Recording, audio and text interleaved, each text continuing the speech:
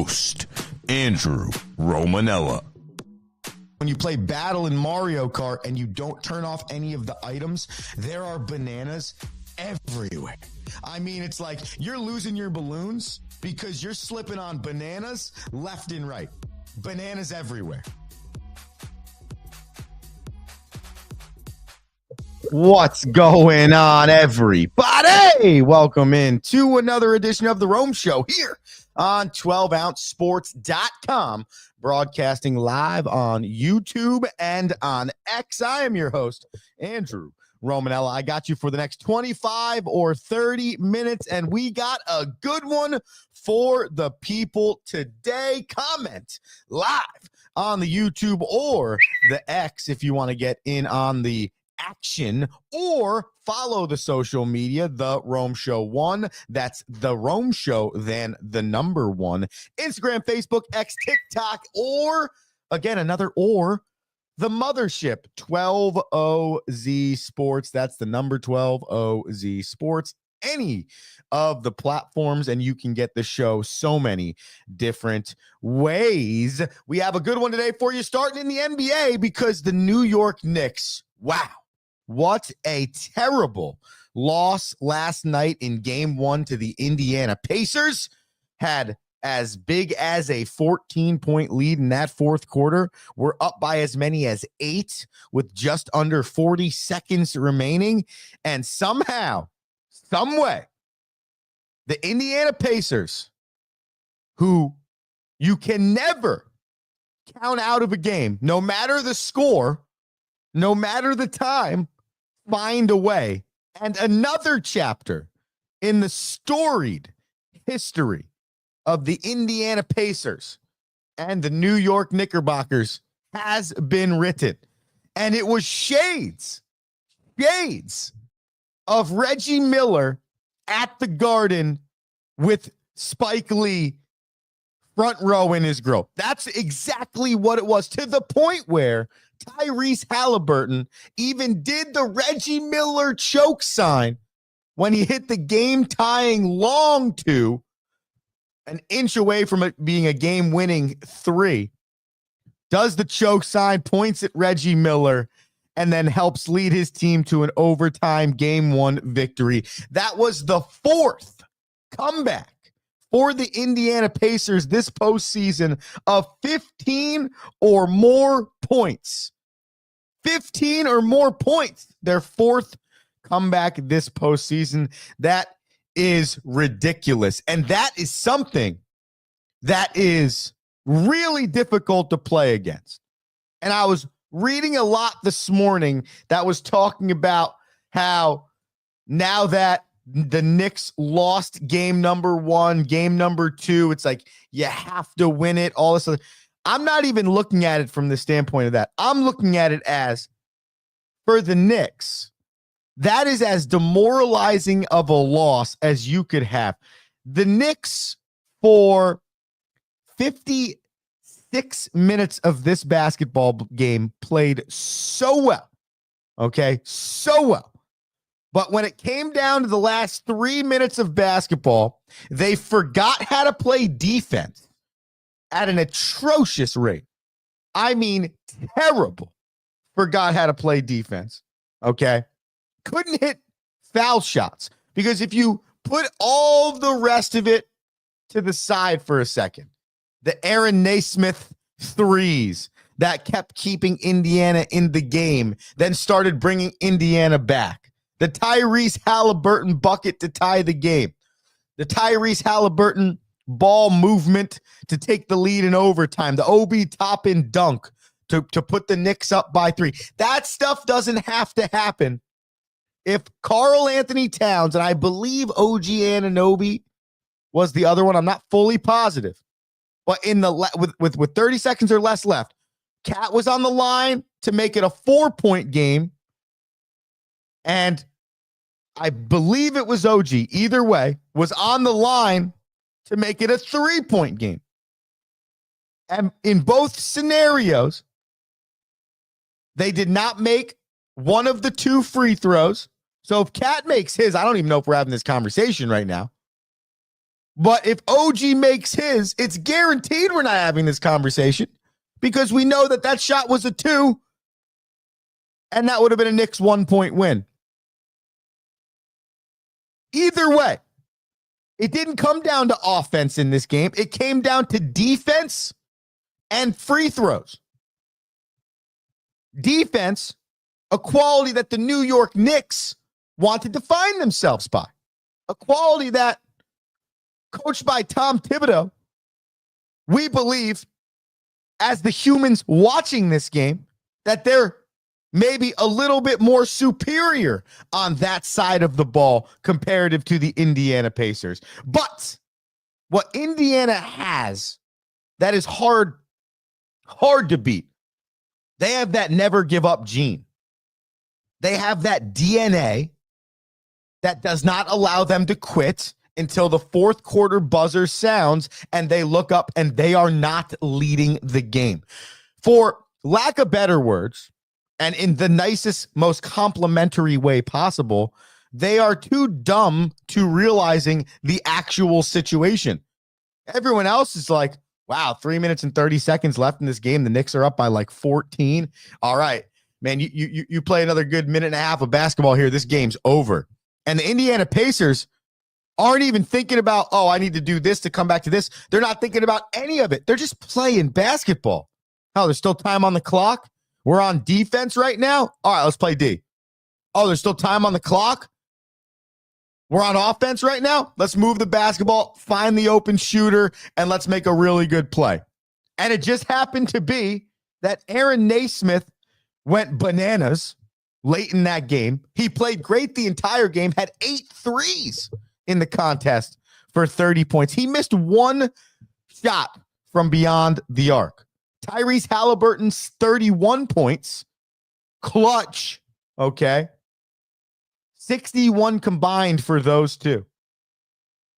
12 of 21 from beyond the arc, Naismith and Halliburton combined. And it's hard to put a team down that does not care what the scoreboard says, does not care what the first 3 quarters had presented them, does not care at all what the scenario looks like. And we talked about this yesterday. I referenced my fiance's favorite line. It's not over till the fat lady sings. And what have we learned about the history of the Indiana Pacers and the New York Knicks? It ain't over till there's zeros on the clock.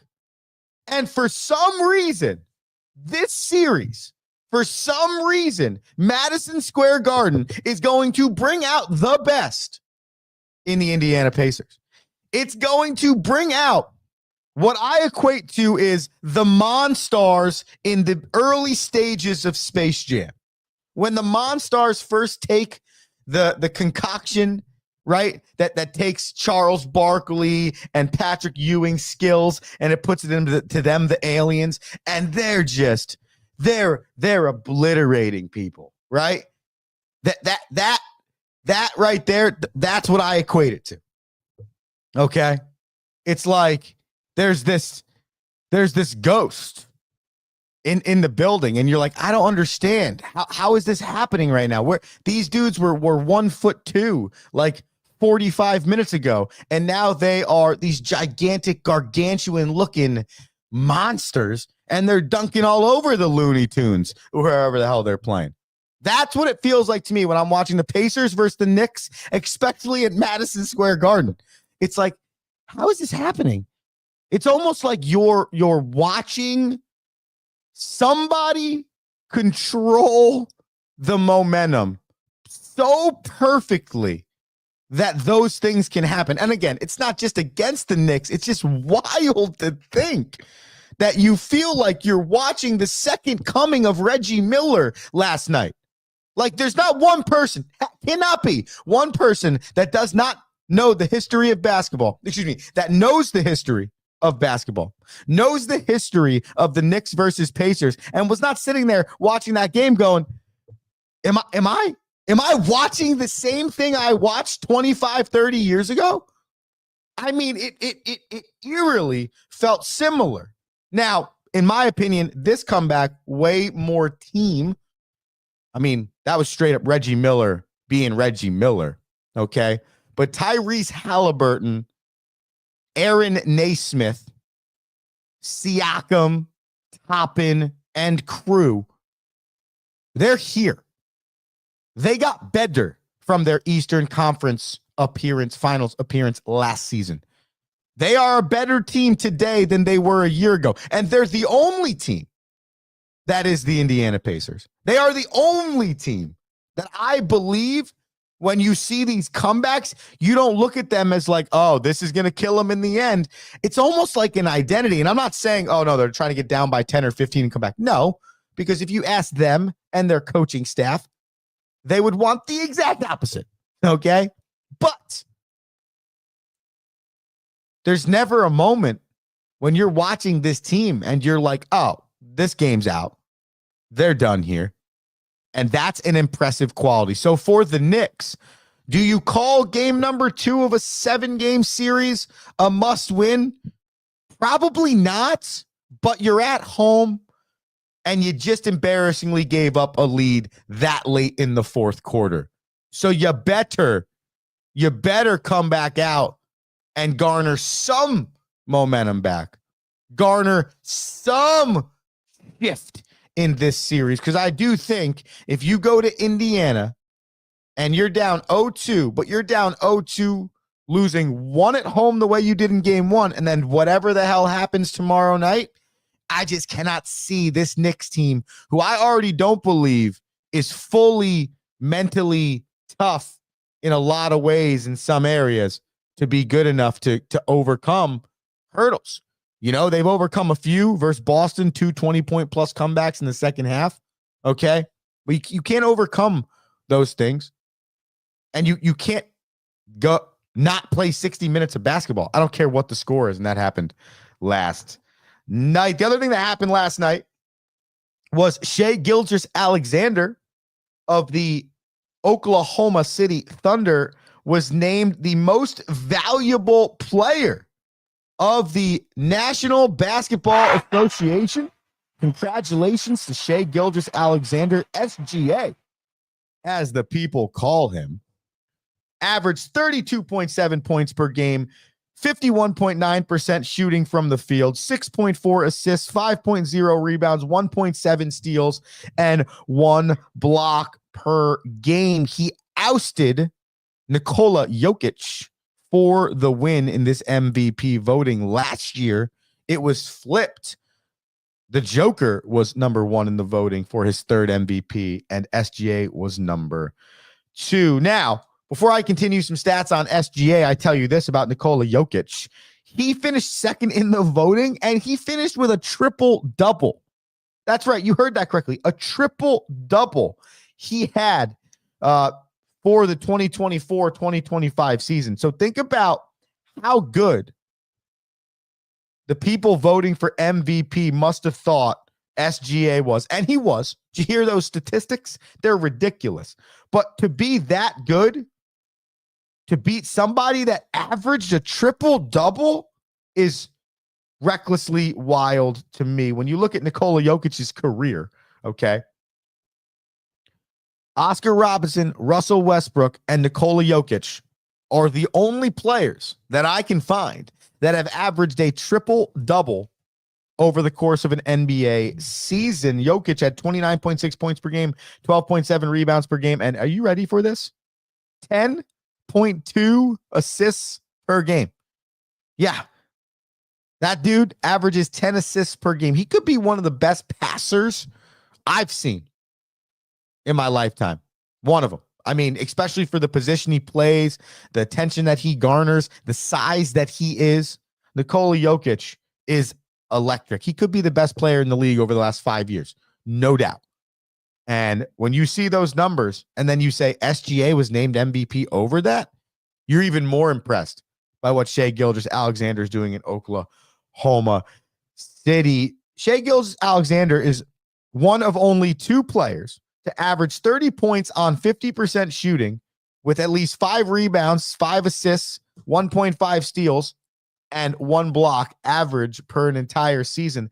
The only other player to do that was Michael Jordan twice in 1987, 1988, and 1990, 1991. So SGA and Jokic, if they stay healthy over the next 10 years, could be battling out this MVP thing for a really long time. We'll take a quick commercial break, not for a really long time. Then we're going to come back. We'll give you some updates on the National Hockey League, some flag football in the Olympics, and then we will answer the question, where will Jalen Brunson rank all time for the New York Knicks? Is it Mount Rushmore status? Is it top 4? Is it not at all? Does he need to do more? All of these questions on the back end of the commercial break here on the Rome Show. 12OZ Sports, live on YouTube and X. Back in a minute. Need tickets to that next event? Well, at 12 Ounce Sports, we've got them with soccer anywhere in the world. Tickets to any venue, any sport. Want to go to NCAA or NFL football matches? We've got them. Yeah. Baseball at every level. Every Power 5 matchup is available. Don't forget, costumes and paint are optional. What's that? You want to go to Broadway? We have those too. Want to jam out? Every concert, every artist. That's right. At 12 Ounce Sports, we've got the tickets for less. 12ozsports.com/tickets. That's 12ouncesports.com/tickets.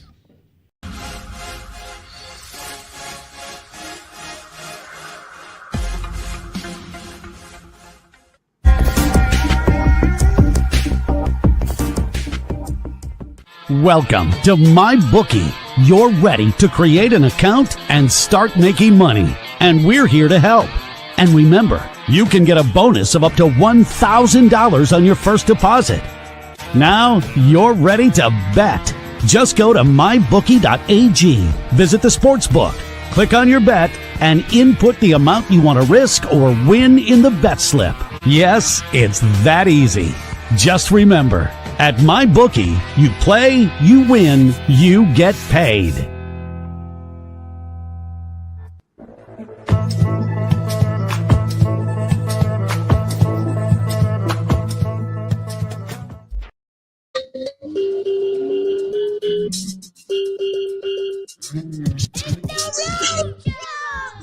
That's right. It's the Rome Show, 12ouncesports.com, broadcasting live on YouTube and on X. Going to work on getting this thing broadcasted on the Rome Show Facebook as well. Speaking of social media, you can get us on social media, the Rome Show 1. That's the Rome Show, then the number 1. All the social media sites. Or the mothership, 12OZ Sports, on all the social media sites. We had some issues broadcasting live to Twitter yesterday, so I replayed the show at a later time, and I gotta be honest with you, I really enjoyed the numbers.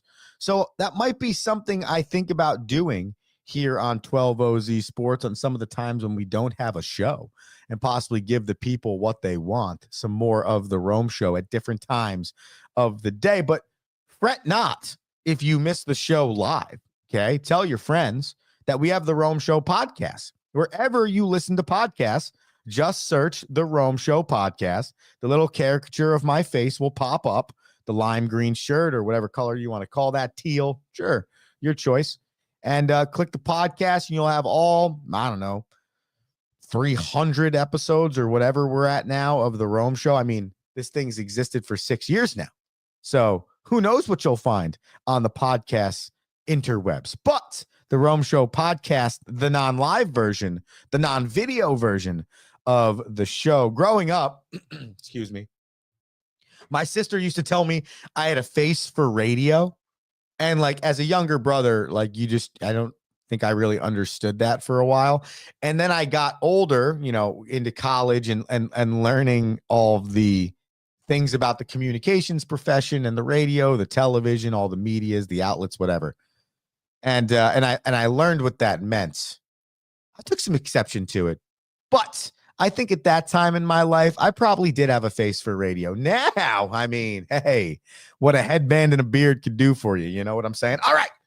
I digress. I want to talk about the National Hockey League. Last night, the Dallas Stars and the Edmonton Oilers kicked off their series, Western Conference Finals in the NHL. Dallas with a 6-3 victory, 5 goals unanswered in the third period. They were up 3-1.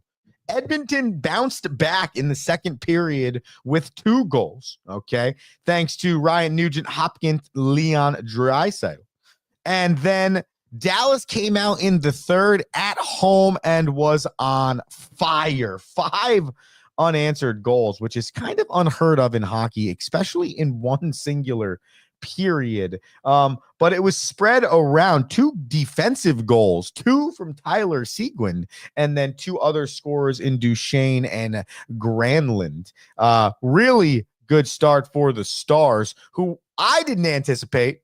Rocky and I talked about this on Tuesday. I don't know if anyone really anticipated being the juggernaut scorer of the 2 in this game. I think I took this game as an under because I was playing more on the side of what could be really good defensively for the Dallas Stars. They came in averaging under 3 goals a game in the postseason. They score 6 when they needed it most. And I think this could be the kryptonite for Edmonton. I mean, you battle back here. You tie the game. Excuse me. You have a 3-1 lead. I went dyslexic on you there. You have a 3-1 lead. Build it in the second period. And you give it up that quickly. I mean, just like one after the next, after the next, after the next in the third period. That cannot be good. Kind of like what we just talked about with the Knicks. It's like there's certain losses at home, or doesn't matter, home or road. There's certain losses that are, all right, we can bounce back from this. There are certain losses like that was bad. And there are certain losses that are like, that was a really good freaking loss. That was we're right there. Okay. This was bad. The Knicks, bad. So Edmonton looking to bounce back. Dallas, good start here. Last year's iteration of this saw Edmonton win and head to the Stanley Cup Finals. Dallas looking for another fate. Tonight in the NHL, you have game number 2 of the Panthers versus Hurricanes. Hurricanes are up 1-0 in this series. I think the Panthers can get this one tonight. All right. Carolina favored in this contest, so we'll see. And in the NBA, it's the flip side. You have the T-Wolves and the Thunder game number 2.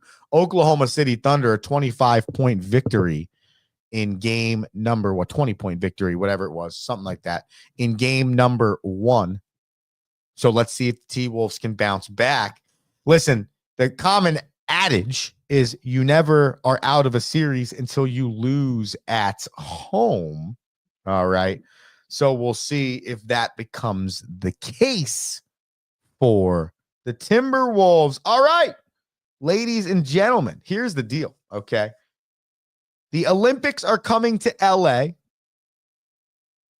And flag football is going to be in them. 2028, Los Angeles is hosting the Olympics, and it was voted on that flag football will be an Olympic sport. We talked about this during the Olympics a bunch of months ago, how each host city has the opportunity to add a sport to their hosting of the Olympic Games, based on their culture or what they want to get out and all this other stuff. Something we're going to have to talk about over time, okay, as we get closer to this thing, is the NFL has approved NFL players playing in the Olympic Games in flag football, okay? So that means on the 10-player USA Olympic flag football team, you have the opportunity to see NFLers representing Team USA. Now, for those that might not know, okay, we have a United States flag football team of non-NFLers that is really good. They are like 4 or 5-time world champions in flag football, okay? 6 total nations will qualify for flag football in the Olympic Games in Los Angeles, okay? And now the question becomes, what's better for the United States? Is it allow the National Football League players to play? Because I guess in theory that grows the game of football, but do we care about that? No, we shouldn't. We should be caring about winning a gold medal. Or do we allow the currently playing flag football players of America that are on Team USA, competing internationally, understand fully the rules of flag football? Do we allow them to compete? Now, our country has had a serious battle with this dilemma over the course of history, from the National Hockey League not allowing players, where the 1980 Miracle on Ice came in, to allowing players, to not allowing players, to having a break during their season. Major League Baseball's been in and out of the Olympics anyways. Then they create the World Baseball Classic, but still, when Team USA plays in the Olympics or the World Baseball Classic, it's not the best possible team that we could put out there for the people. Okay, this is something. Then the NBA, think about why the Dream Team was even a thing, because we were embarrassed with our international play. This has been a long-standing back and forth affair for the United States and its sports and how we represent on the international stage. Okay. For me, I don't care if Justin Jefferson or Tyreek Hill or any of these people are in the Olympics. I don't. I also don't think they should, just because they play in the National Football League, all of a sudden be the dudes that represent us in flag football internationally. Like, I get it. Tyreek Hill is really fast. I get it. Flag football is 7-on-7, should be translatable. But at the end of the day, it isn't. Not all things are created the same because they're using the same ball. Okay. You don't treat wiffle ball the same as regular baseball, though the concept feels really similar, super similar. It's not the same thing. Okay. If we had wiffle ball in the Olympics, yeah, you would say to yourself, oh man, how great would it be to watch Aaron Judge play wiffle ball in the Olympics? Does it mean that he's the best wiffle ball player in the world because he's the best Major League Baseball player right now? No. So the two are not equatable. So I'm curious to see what happens here. Now, we got time on this thing, but when I saw this, I'm like, this is wild. Imagine Patrick Mahomes, under whatever center you would consider, launching passes to like whoever the three best receivers you think are, against some dude from Italy that's not Patrick Mahomes and Tyreek Hill and Justin Jefferson. Like, I already see us with what currently stands as being the best in the world at this without having any of them need to touch the field. I would say let's keep it that way. And the last part of this conversation that I don't really feel like getting into is the insurance policies, the injuries, what happens to their contracts if they get hurt competing overseas in the Olympics. All of these different things come into play, and they are a factor. Rocky Romanella, I think I know which Rocky Romanella this is, but I can't handle this too Rocky Romanella. Says, I agree, don't like flag football in the Olympics at all. Team handball for life. This is definitely the younger Rocky Romanella based on this commentary.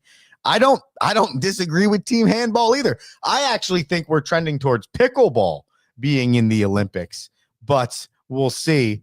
Have you ever seen, I think it was the Barbie movie, fastest growing sport in America, or whatever movie it was. Hilarious. Pickleball, great sport. Finally, we can talk about this more now that we're a little bit later on the show. Tush Push was not banned.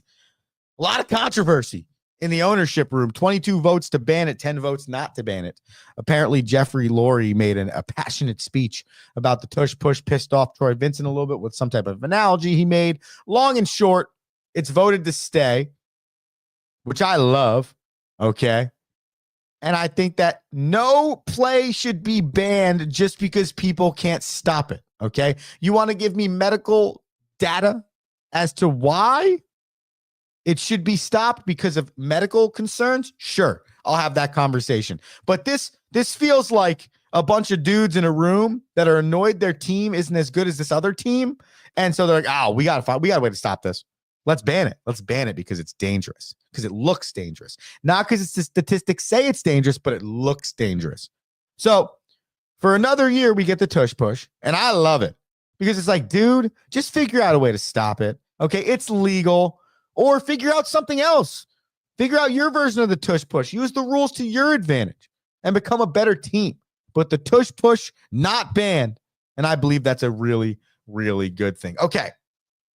Ding, ding, ding from Rocky Romanella. I got that one right. Let's roll. Trivia on fleek when it comes to which family member named Rocky is writing into the show. Outside of that, I'm like a 50-50 trivia person. But if you're talking to me about which Rocky Romanella we're having a conversation with, any of the three that are in my life, I'm getting pretty good at determining which one is which. I asked the question before the show. We have 2 minutes to break it down, but we have a daily show at 7 a.m. on 12-ounce sports to continuously break it down. But where do you think Jalen Brunson lies when it comes down to the New York Knicks all time? Because what he's done in 3 years for the Knicks is rather impressive. Okay, he's averaging 26.4 points per game. He averages 6.7 assists per game. He's shooting 48.5% from the field and averaging about 2.5 to 3 3-pointers made per game at a 40% clip. He's two-time NBA second team, one-time NBA second team, 2-time All-Star, 3 times the Knicks have been in the playoffs, and 1 time they have made the conference finals. Now, you might say to me, Andrew, he's only been with the Knicks for 3 years. Believe me, I know. Okay. But over the course of the history of this franchise, it's not like you're looking at a history that has such insanely good players that did so much winning and so much greatness that you're like, how is he not already in the conversation? Walt Clyde Frazier, of course, a top Knick, if not the top Knick of all time, 2-time champion, 7-time All-Star, 6-time All-NBA, 7-time All-Defensive Team. He is in the Hall of Fame. Patrick Ewing, of course, another Hall of Fame member, 11-time All-Star Rookie of the Year, 11-time All-NBA, 3-time All-Defensive. And by the way, leads the Knickerbockers all-time in scoring and rebounding. Willis Reed, okay, was the MVP of the league, also a 2-time champion. All right, Hall of Famer and 2-time Finals MVP. Then you got some other people on here. Bernard King, Charles Oakley, Dave DeBoucher, Allen Houston. I could keep going on, but John Starks. Once you get into that area, though, in my opinion, you're already now having a conversation about Jalen Brunson. Okay. And after 3 years, you can't make that decision. If he's to find a way to get the Knicks to the finals, okay, he's definitely in the Mount Rushmore. But I think right now, no doubt in my mind, hands down, Jalen Brunson is a top 5 Knick of all time. Okay. I forgot about Carmelo Anthony, but I think winning has a factor here, especially with the franchise you're talking about. All right. I think it doesn't look that way till all is said and done. You got to see what it looks like in 5 years. After he gets 8 to 10 years with the same uniform on, I don't see how you're not going to look at it that way outside of extenuating circumstances like he gets injured or somehow the Knicks all of a sudden have atrocious people around him and they can't make the playoffs for the next 4 years. Well, then that's a different conversation. But the way it is trending right now, you're going to look at Jalen Brunson as a Mount Rushmore Knick of all time, as a top 4 Knick of all time. And there's still some more to do. I think if he can get some winning underneath his belt beyond just getting to a conference finals, if he can get himself to the finals, could he get a victory? I mean, whoever wins the next championship in New York, that is the number 1 player on that team, will have probably a statue outside of Madison Square Garden. But it is trending like Jalen Brunson is going to be a top Knick of all time. Rocky Romanella writes, could go either way in New York. Mark Sanchez went to 2 AFC championship games. Jets life. I don't disagree with that commentary, but Jalen Brunson's also doing it with the statistics. He's finishing top 5 in MVP votes. He is an all-star. He's all NBA, which I think is a little bit more important because that's the totality of your season. He was named the most clutch player in the NBA this year. And look at the numbers he's averaging. Okay. He's putting up top player numbers across the board where Mark Sanchez, we all know, was simply just steering the wheel while somebody else captained the ship. Okay. Whereas Jalen Brunson is steering the wheel, captaining this ship, changing the oil and even the tires on some days. That's how important he is to the New York Knicks. It's important for me to pop the mic on every day for you, the people, and I hope you enjoy it. If you missed any part of this show, the Rome Show podcast, wherever you get your podcast, just search the Rome Show podcast. We'll be back tomorrow morning at 7 a.m. for our Friday edition Rome Show. Until then, you have an electric May 22nd. Andrew Romanella saying, peace. US. Thank you for listening.